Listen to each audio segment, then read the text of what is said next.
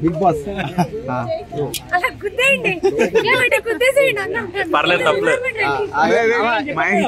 చెప్పండి మేడం, ఎలా ఉంది బిగ్ బాస్? బిగ్ బాస్ లాగే ఉంది. ఎలా అనిపించింది బిగ్ బాస్? ఎలా అనిపిస్తుంది? సో బిగ్ బాస్ లో మీకు ఇష్టమైన కంటెస్టెంట్ ఎవరు అనుకుంటున్నారు? నిఖిల్. ఎలా ఆడుతున్నారు నిఖిల్?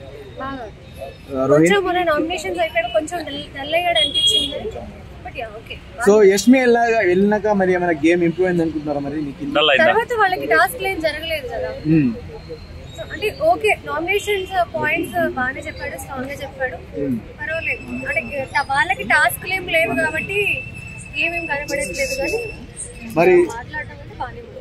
రోహిణి ఎలా ఆడుతుంది? లాస్ట్ వీక్ ఎలా ఆడుతుంది క్యాప్టెన్సీ టాస్క్ లో? సూపర్. వాళ్ళు ఎప్పుడు విష్ణుప్రియకి అండ్ రోహిణికి కాన్వర్సేషన్ జరిగింది కదా, తర్వాత నుంచి రోహిణి చాలా బాగా. అంటే రోహిణి విష్ణుప్రియ కాన్వర్జేషన్ లో ఎవరిది రైట్ ఎవరిది రాంగ్ అనుకుంటున్నారు మీరు? ఇద్దరిది తప్పుంది. తను రోహిణి అలా పోర్ట్రే చేయకుండా ఉండాల్సింది, ఇది నీ ప్లాన్ అని పోర్ట్రే చేయకుండా ఉండాల్సింది. అది ఒక్కటి తప్పు మాట్లాడడం తప్పితే తను చెప్పింది అయితే నిజమే.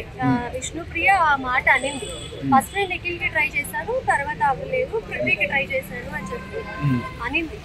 తను అబద్ధమేం చెప్పలేదు. ఆ ప్లాన్ అనే వర్డ్ ఒక్కటి వాడి ఉండకపోతే అది తప్పుగా, అంటే అవతల మనిషిని తప్పుగా పోర్ట్రే చేయాలని ఫిక్స్ అయినట్టుగా అనిపించింది అన్నమాట. అదొక్కటి వాడకుండా ఉండుంటే కనుక విష్ణు. గౌతమ్ కృష్ణ ఎలా ఆడుతున్నాడు? పర్వాలేదు, బాగానే ఆడుతున్నాడు. కానీ ఈ ముందు నుంచి ఉన్న హౌస్ మేట్స్ 5 మెంబర్స్ గౌతమ్ ని టార్గెట్ చేస్తున్నట్టుగా అనిపిస్తుంది.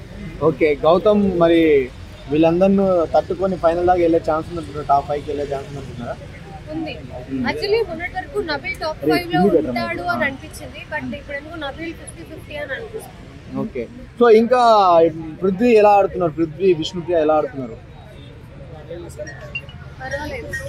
అంటే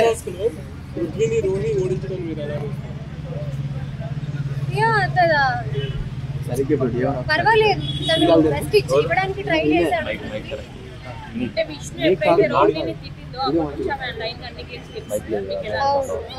అంటే అప్పటి వరకు తనని అందరూ చాలా తక్కువ చేసి చూశారు.